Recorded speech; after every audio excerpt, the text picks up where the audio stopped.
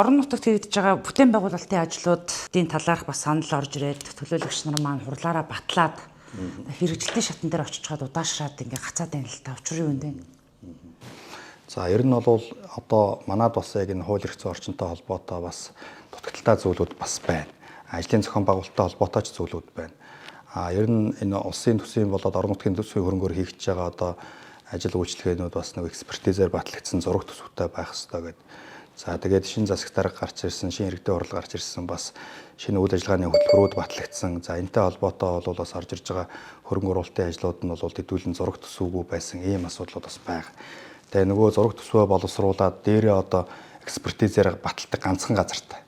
Геодезийн зураг зүйн газар дээр очиод экспертизээр баталдаг. Нөгөө газар дээр чинь Монгол орны одоо өстой өнцөг болон бүрээс ингээд асуудлууд ирдэг, ээлж дараагаа хүлээдэг тийм асуудлууд бас байх шиг байна. Нөгөө талаар бол одоо ингээд худалдаа авах ажиллагаа руу ажлын зарлуулах гэдэг өгөхөөр нөгөө компаниуд чинь их гомдол тэмцэлээс их гарах. Тэгээд нөгөө худалдаа авах ажиллагаатай холбоотой гомдол гарангууд нөгөө ажил чинь ингээд хойсон сунаад ингээд байгаад байдаг.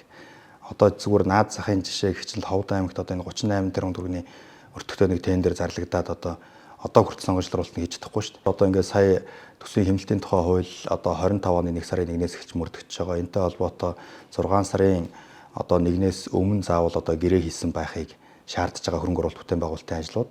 За энэ хугацаанд гэрээ хийж чадаагүй бол энийг одоо хэмнэлтийн хуулиар шууд дээш нь төвлөрүүлж татнаа гэсэн ийм одоо асуудлууд байгаа. Тэгээ энэтэй холбоотой бол бас айгүй олон хүндрэлтэй асуудлууд гарч ирж байгаа. Манай сумууд дээр, аймаг дээр одоо зарлагдсан ажлууд бас гомдол тэмцэл гарсан. За хугацаанд одоо үнэлгээний хороо нь хуралдаж чадаагүй ч гэдэм үү.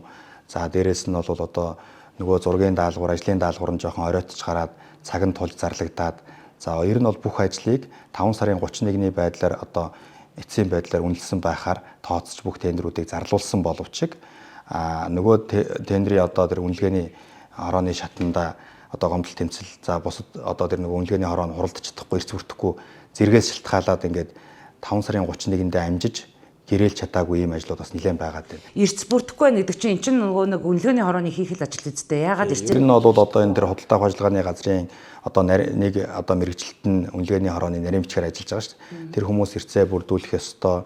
Эрсэндээ ирдгүү, ордгүү хүмүүсийг дахиж үнэлгээний хороонд оруулахгүй байх хэрэгтэй. Тэгээ ер нь бол би хөгжлийн бодлогын хилтэс за энэ худалдаа авах ажиллагааны нөхдүүдийг дуудаж бол бас тодорхой үүрэг чиглэлүүдийг байнга өгч байгаа. Ингээд та нар одоо энэ ажлуудаа хурдан эзэнтэй болгооч. Энэ орон нутагт одоо нөгөө цууны удирдал 6 биш шүү дээ. Тийм энэ чинь цаг хугацаатай ажил ингээд дээрэс нь хууль ном нь ингээд шаардж байгаа хугацаанд нь ажлаа явуулж өгөөч гэдэг асуудлыг ярьж байгаа. Ер нь хаана асуудлууд бас байна.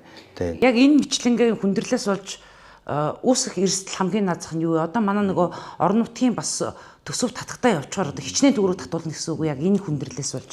Ер нь бол яг хөө зүгээр одоо ингээд 91 мянган ард иргэдээсээ одоо төлөөлөгчөөр сонгогдоод тийм одоо нэг тойргоо сонгогдсон төлөөлөгч маань нөгөө ард иргэдтэй баахан л зүйлийг амладаг. Бид нэр одоо энийг чинь сайжруулж өгье. Энэ одоо гудамж талбайг чинь тохижуулна ч гэдэм үү тийм аа.